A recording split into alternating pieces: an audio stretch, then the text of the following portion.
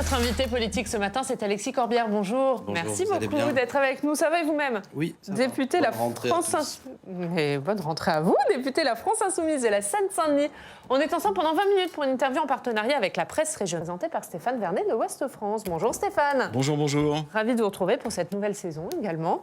On va commencer en parlant, Alexis Corbière, de ce qu'a dit Emmanuel Macron hier en fin d'après-midi. Emmanuel Macron qui a donc pris la parole sur la question de l'énergie. Il appelle à la sobriété, les Français à être au rendez-vous de cette sobriété en réalisant 10% d'économie d'énergie.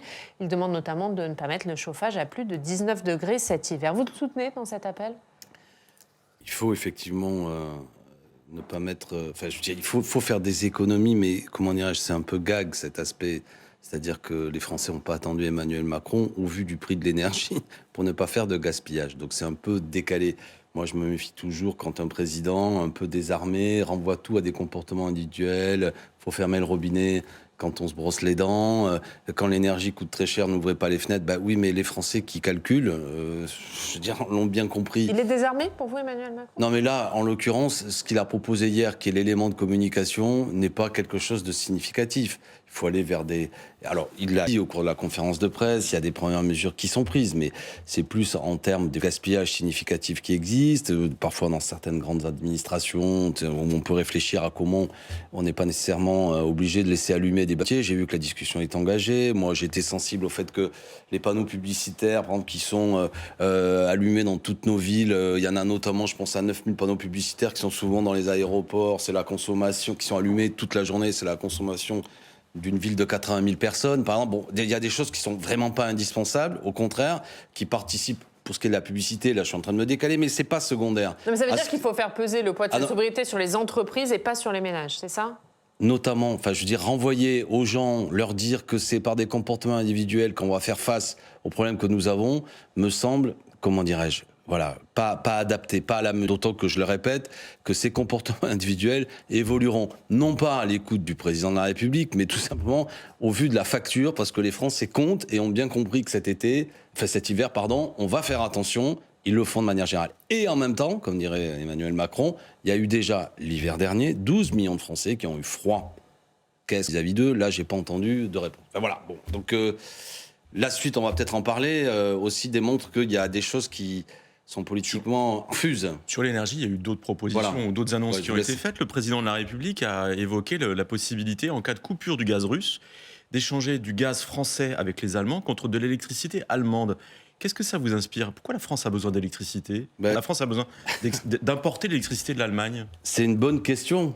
Précisément, il faudrait la poser à ceux qui nous ont dit que pendant des années, le nucléaire a fait notre totale indépendance, qu'il n'y avait rien d'autre qui devait être pensé à part le nucléaire, que nous voulions retourner à la bougie, etc. On a un problème, manifestement. Est-ce que c'est pas avoir investi dans le nucléaire, notamment dans l'entretien des centrales ? Il y a 32 réacteurs fermés aujourd'hui qui nous conduit à devoir importer de l'électricité. Alors, précisément, moi, je n'ai jamais exercé le pouvoir, donc si la question doit être posée de manque d'anticipation et de prévision, c'est pas à ceux qui, comme moi, portent une autre conception et qu'on doit être notre indépendance énergétique, qui est, là aussi, on réfléchit sur du temps long. C'est-à-dire qu'à une époque, en raison notamment de l'engagement du général de Gaulle, on a investi à une époque où ça a apporté, ou en fonction sans doute des développements de la science, on pensait que c'est à une certaine efficacité, mais nous pensons depuis maintenant 10 ans qu'il faut tranquillement engager une bifurcation pour sortir du tout nucléaire.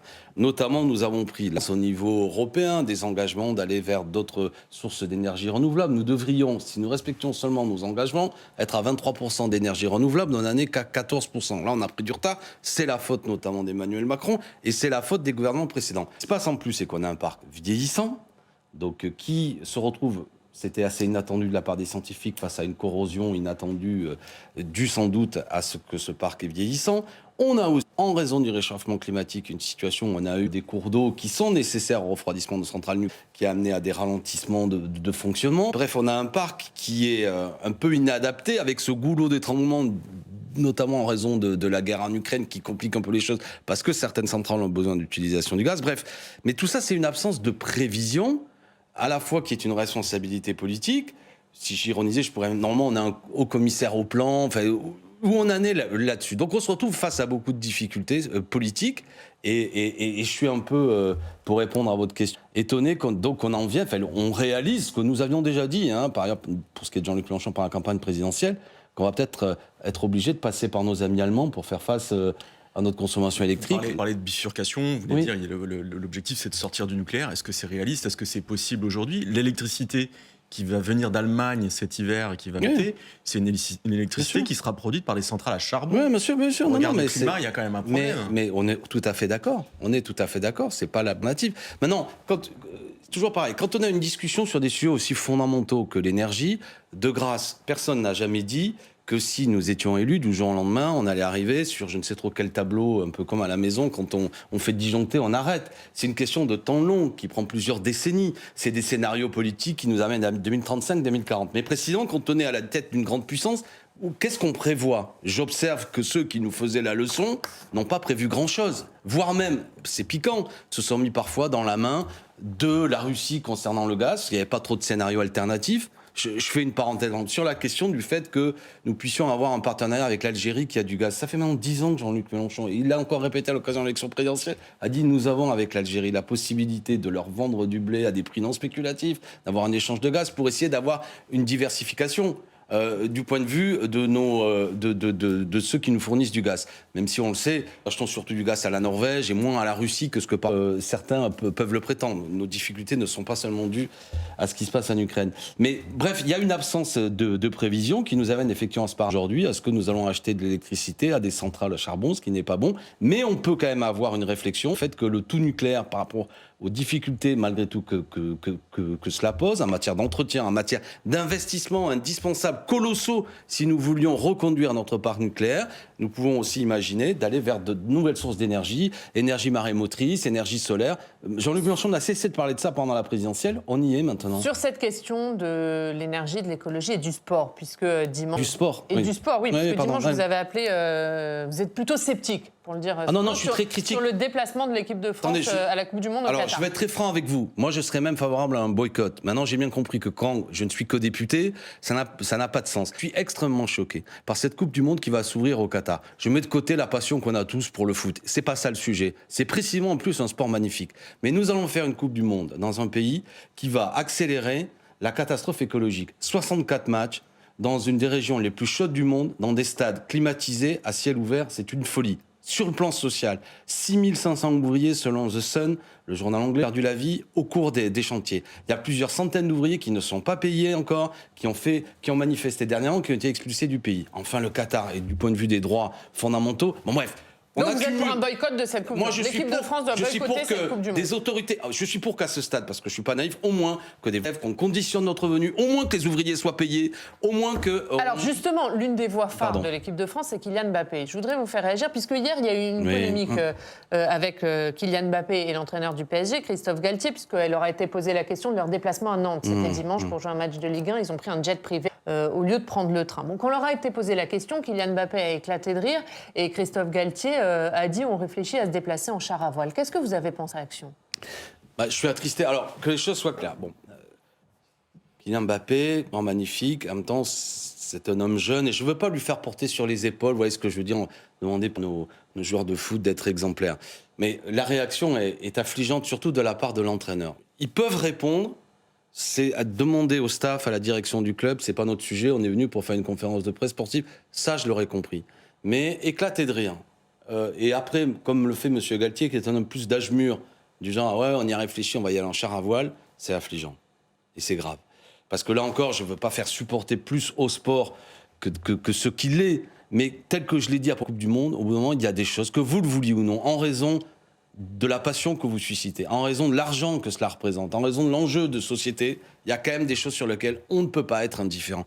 On ne peut pas être indifférent à ce qui se passe au Qatar et les conditions de cette Coupe du Monde. On ne peut pas être indifférent au réchauffement climatique et la manière dont un grand club se déplace. Et si, comment dirais-je, la question, il n'est pas affûté pour y répondre, il se tait. Et l'humour qu'il fait montre que franchement, ces gens sont extrêmement décevants. L'image que ça donne de la part, surtout de l'entraîneur que je vais accabler, il y a un décalage entre ce qu'on demande aux Français et comme la manière dont des gens gâtés qui, franchement, n'en peuvent rien afficher hormis leur monde sportif. Bon, moi, on peut avoir la passion du sport sans être un bourrin qui n'a rien à fiche de ce qui se passe, quoi. Parce que le jour où vraiment on sera en difficulté, enfin, je veux dire, même s'ils y mettront du pognon, on n'arrivera plus à jouer, quoi. C'est trop chaud. Enfin, je crois que tout le monde le comprend, bon sang. Non, c'est décevant. Donc, Merci d'avoir aussi engagé la discussion sur cette Coupe du Monde. Au bout d'un moment, c'est pas que c'est aussi de la politique, c'est des comportements. Et vous l'avez pointé dans votre question, c'est-à-dire que quand le président de la République dit faut qu'on ait des comportements à la maison, et je pense qu'on l'a pas entendu, mais que les principaux clubs ne réfléchissent pas à comment on peut avoir une sobriété énergétique, ça montre que ça va être difficile de faire avancer les choses, évidemment. Juste peut-être une dernière question sur l'annonce du président de la République hier, la façon de faire en fait. Le président de la République dit nous sommes en guerre énergétique. Il annonce qu'il va y avoir des réguliers pour informer les Français sur ce qui se passe sur le front de l'approvisionnement en énergie. Il y a eu un conseil de défense consacré aux questions énergétiques la semaine dernière. On a l'impression que c'est le retour de la méthode Covid appliquée à la crise énergétique. Est-ce que c'est la bonne méthode? Qu'est-ce que ça vous inspire, ça? Nous sommes très critiques par rapport à ça. Moi, je n'apprécie pas, parce que je suis républicain, à cette forme de bonapartisme permanent de nos institutions. Il y a le grand homme, le chef de guerre. Quand c'est la guerre, il y a le général, c'est le président de la République, qui réunit non pas un conseil des ministres, qui crée de la délibération dans lequel il y a un peu de publicité, qui ne s'appuie pas sur notamment le Sénat, l'Assemblée nationale, pour partager des diagnostics et amener, soit notamment passer par des comportements collectifs et aussi individuels. C'est au contraire l'idée qu'il y a un stratège qui, à un moment donné, réunit, qui ne sait pas tout, mais qui concentre toutes les grandes problématiques et auxquelles, à un moment donné, il va nous faire... On est dans de la com, là, ou de l'efficacité? Totalement de la communication, mais qui crée aussi une ambiance politique. Une angoisse par rapport... Une angoisse et une ambiance politique, celle du sauveur. Je n'aime pas ces institutions de la Ve République, parce que je pense que dans ces moments de difficulté, nous traversons des moments de difficulté, c'est l'idée qu'un personnage central, lui, concentrant là aussi les grands problèmes du monde et apportant les réponses, va résoudre le problème. Ça n'est pas ainsi. Et ça fabrique, je l'ai dit sur d'autres antennes, une espèce d'ambiance de plus en plus autoritaire pour répondre aux problèmes. C'est-à-dire que les libertés publiques nous font perdre du temps. L'Assemblée nationale est une bande de bavards inutiles qui nous fait perdre du temps, etc., etc. Je n'aime pas cette ambiance où nous, l'opposition, on est montré, comme je l'ai vu Madame la Première ministre, disant à la limite de l'arc républicain parce que nous ne sommes plus dans la co-construction avec eux. Bref, on a l'impression qu'il n'y a que eux, et en particulier un chef de l'État, qui concentre le pouvoir. C'est d'ailleurs pas toujours que pour la Première ministre elle-même, parce qu'on se demande à quoi elle sert, à quoi sert même le gouvernement, s'il faut, sur des sujets aussi importants, comment dirais-je, que ça passe par un conseil de défense. Moi, je suis pour la publicité des débats, des libérations collectives, les problématiques, on doit les partager, et après, les solutions, elles sont discutées et elles sont d'autant mieux comprises par les Français. Il a réagi sur un sujet que vous portez, c'est la taxation des super-profits. Il a dit qu'il cherchait un consensus au niveau européen et que, le cas échéant, il y réfléchirait au niveau français. Vous saluez cette prise de position? Alors, deux attitudes de ma part. Premièrement, moi, j'ai envie de dire, il nous donne le point. C'est-à-dire qu'il y a eu un petit débat qui était engagé il y a quelque temps. Faut-il taxer les super-profits? On a vu un petit jeu, Monsieur le maire, Madame Borne, qui n'était pas exactement pareil. Monsieur le maire me disant même, moi, je ne sais pas ce que c'est les super-profits. Bon, on observe que déjà... Nous, on veut engager là-dessus. D'ailleurs, on fait même une pétition, taxersuperprofit.com.fr, qu'on peut signer. On est déjà presque à 100 000 personnes qui signent parce que nous voulons taxer les superprofits. Monsieur Olivier Faure a lancé l'idée d'un référendum initiative partagée. On va voir si c'est technique pour avancer cette discussion. Ce que nous disons, c'est qu'il y a d'entreprises qui ont fait des profits significatifs, inattendus, inhabituels. Et c'est le moment qui participe davantage à l'effort national pour que nous puissions tous avancer collectivement. Bon. Donc, quelque part, face à cette pression dans la société qui existe, Emmanuel Macron dit, oui, effectivement, il y a des groupes qui font des profits et il faut qu'ils soient sollicités. Alors après, donc, idéologiquement, il nous donne le point. Maintenant, de la même façon que... En fait, il crée une astuce, on ne sait plus très bien ce qu'il dit. En fait, c'est assez... c'est une esquive. Pourquoi je dis ça? Parce que, premièrement... Ce qu'il dit est assez confus, il va falloir voir au niveau européen ce que ça met en place. C'est une contribution, on ne sait pas très bien si ça veut dire si c'est une sollicitation auprès des entreprises ou si ça va être une obligation. D'ailleurs, il dit que si ça ne marche pas, on va sur le plan national. Il faudra trouver un point de consensus européen, tout ça va prendre énormément de temps. Ce qui m'inquiète d'autant plus, c'est surtout quand il dit à l'exemple de ce qu'on a fait avec Total. Alors là, Total, c'est 15 milliards dans le premier semestre c'est des bénéfices records qu'ils font. Et la ristourne qu'ils ont fait, c'est à peu près 0,3, 0,5 sur profit inattendu. Si c'est ça l'ambition du président de la République... 30 centimes par litre pour le portefeuille des Français. Non mais je répète, si l'ambition c'est de solliciter 0,3, 0,5 des surprofits sur les entreprises qui font ces bénéfices records, ça va pas très loin. D'accord? Ça ne va pas très loin. Donc ça manque singulièrement d'ambition. Nous pensons que ça va être, pourquoi pas, j'ai vu qu'Éric Coquerel, mon ami de la Commission des Finances, avait notamment proposé un moment à 15%, certains même disent 25%. Par ailleurs, pourquoi ce serait limité aux entreprises sur le terrain de l'énergie, tel que l'a dit le président de la République? Je pense notamment à une entreprise qui fait du bon boulot, mais le CMA GMC, je crois qu'il est à Marseille, qui fait du transport, notamment ferroviaire, qui ont vu des profits exploser et qui en plus sont soumis à la fiscalité des armateurs grecs notamment et qui ne payent quasiment pas d'impôts. Là aussi, eux, on pourrait davantage, comment dirais-je, les taxer, pas pour leur faire mal. Des fois, j'entends des simplifications, parce qu'on a besoin d'argent public pour aller vers des investissements qui nous permettent d'aller vers ces bifurcations écologiques et qui permettent aussi de répondre à beaucoup de préoccupations dont on va peut-être parler. Je pense à l'école, je pense à l'hôpital, etc. Ouais, on va parler de l'école, mais juste un mot sur Éric Coquerel, puisqu'il est à la Commission des finances et Gabriel Attal appelle à une nouvelle méthode pour examiner le budget. Il appelle notamment les membres de la Commission des finances de tout groupe à discuter avec lui avant. Vous irez ? La France Insoumise ira ? Juste un truc. Pardon, c'est que autant il y a des bazars, je pense au CNR, c'est des astuces pour esquiver le Parlement, autant le fait que le ministre du Budget discutons avec les groupes de l'Assemblée nationale pour présenter mon prochain budget, c'est quelque part finalement un peu, oui, c'est dans les clous. C'est-à-dire que, comme l'a dit Éric Coquerel, il est président de la Commission des finances, je ne suis pas choqué qu'il y ait un dialogue qui soit engagé, qui est un premier dialogue au niveau de Bercy, puis qu'après vient au niveau des commissions parlementaires. Bon, mais pour aboutir à quoi ? Alors voilà, vous avez tout dit. C'est-à-dire que, comme l'a pointé mon ami Coquerel, c'est qu'une fois qu'il y a cette opération de commission, les bornes que fixe monsieur le ministre Attal montrent qu'en vérité, ils n'ont pas envie de discuter de grand-chose. Ils ne veulent pas toucher à la fiscalité de toute manière. Ils veulent avancer... On dit pas d'augmentation d'impôts. Oui, mais bon, voilà, donc ils ne veulent pas toucher à la fiscalité, alors que je pense qu'il faut réfléchir à un moment. C'est toujours pareil, c'est des phrases, quand on dit « les Français, je ne vais pas augmenter vos impôts ». Alors les braves gens se disent « je paye déjà beaucoup d'impôts, merci », mais on ne parle pas d'eux, on ne parle pas des classes moyennes et des classes populaires. Mais il y a quand même des gens, aujourd'hui, qui font qui accumulent des richesses comme on ne l'a jamais vu. Vous avez vu ces chiffres challenge, le journal a attesté. 5 personnes qui possèdent autant aujourd'hui que 27 millions de Français. Mais on n'a jamais vu ça. On peut quand même aller, sans être spoliateur, ni faire basculer la France dans le modèle de la Corée du Nord, vers une fiscalité un petit peu plus redistributive. Mais justement, c'est dialogue... Vous voterez contre ce budget ? Pardon ? Vous voterez contre ce budget ? En l'état, du point de vue des éléments qu'a donné, moi je répète ce que me dit mon ami Coquerel qui a plus travaillé le budget que moi, au vu des banques qui sont données, ça ne va pas dans la bonne direction, ça continue à être un budget qui veut assurance chômage, un budget qui se situe sur le plan du gel des salaires. Bon. Mais alors, vous m'arrêtez si je me trompe, mais ce dialogue avec Bercy qui est proposé, ça va être le lieu pour discuter justement de la taxation des super-profits. Il y a le gouvernement annonce que le bouclier énergétique est prolongé en 2023, c'est plutôt une bonne nouvelle, il va falloir le financer. Est-ce que la taxation des super-profits, c'est pas un moyen ça pourrait pas être un moyen de financer ce type de dispositif ? Et ce lieu pour en parler, c'est pas ces dialogues-là ? Il me semble que quand nous avons dit banco par la bouche de mon ami Éric Coquerel, ça va dans le sens de ce que vous dites. C'est-à-dire que le fait que le ministre du Budget veuille discuter avec les différents groupes et avec nous en particulier, comme nous avons la présidence de la Commission des finances, par l'intermédiaire de M. Coquerel, avoir une discussion sur laquelle j'imagine que Éric ira avec l'idée qu'il faut taxer le profit, c'est une belle discussion. Mais vous êtes sceptique quant à l'issue. Vous pensez pas qu'il y a moyen de faire bouger les lignes ? C'est pas que je suis sceptique, c'est que j'ai lu dans le Figaro que M. Attal disait non. Donc bon, mais on va le faire. Mais là, pour le coup, le dialogue aura lieu. Et il faut qu'il y ait une publicité du dialogue, d'ailleurs, qu'on dira, nous, ce que nous sommes allés y dire, ce que le ministre va y répondre. Maintenant, là où on est un peu échaudé, c'est qu'on a déjà participé par le passé à des réunions qui avaient lieu notamment à Matignon à l'époque du Covid. Et point d'information du ministre, toutes les forces politiques sont là, petit tour de table dans lequel les gens expriment le désaccord. Après la communication, c'était j'ai réuni toutes les forces politiques, il y a un consensus. Et après tu te retrouves embarqué dans une espèce de...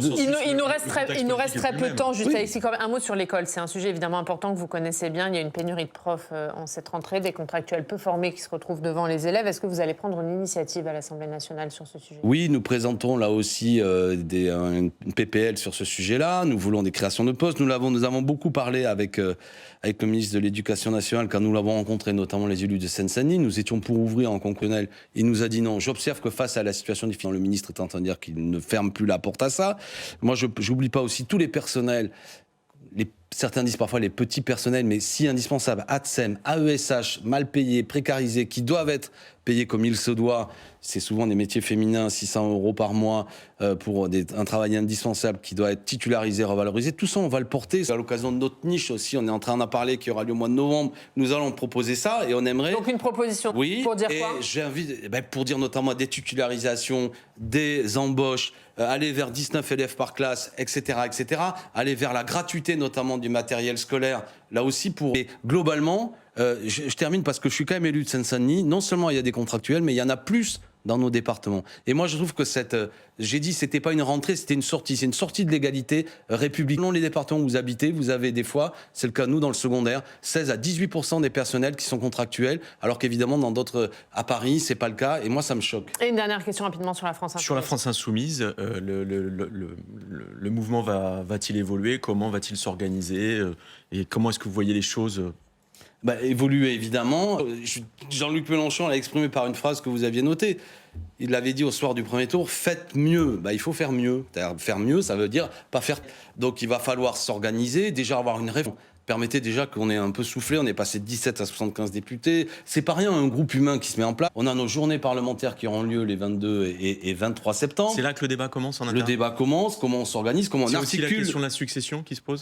Ouais, on en est loin de ça, mais il faudra nécessairement se poser la question, qui est notre candidat en 2027 ? Il y a la NUP qui existe d'ailleurs, quel est le candidat qui peut être un candidat partagé. Et au-delà de la personne, ça vient, je ne conteste pas que c'est important, c'est quelle est la ligne politique et le discours politique que nous avons pour à la fois garder ce que nous avons accumulé, ces 7 millions de voix, mais aller plus loin. Moi, c'est d'abord ça. Je veux seulement qu'il n'y ait pas une discussion sur « vous gardez Mélenchon, est-ce que c'est un nouveau qui sait ?» Mais d'abord qu'on ait une discussion politique sur quelles sont nos zones de faiblesse et ça s'incarnera peut-être, du moins je le souhaite, évidemment. Et vous viendrez nous en reparler. Merci Alexis Corbière. Merci beaucoup d'avoir été notre invité. La une de Ouest France, c'est Liz Truss, la nouvelle première ministre britannique, les défis qui l'attendent. On passe tout de suite au Club des Territoires. Merci. La MNT, première mutuelle santé et prévoyance des agents des services publics locaux, vous présente le Club des Territoires. ENGIE, acteur engagé dans la transition zéro carbone des régions, vous présente le territoire.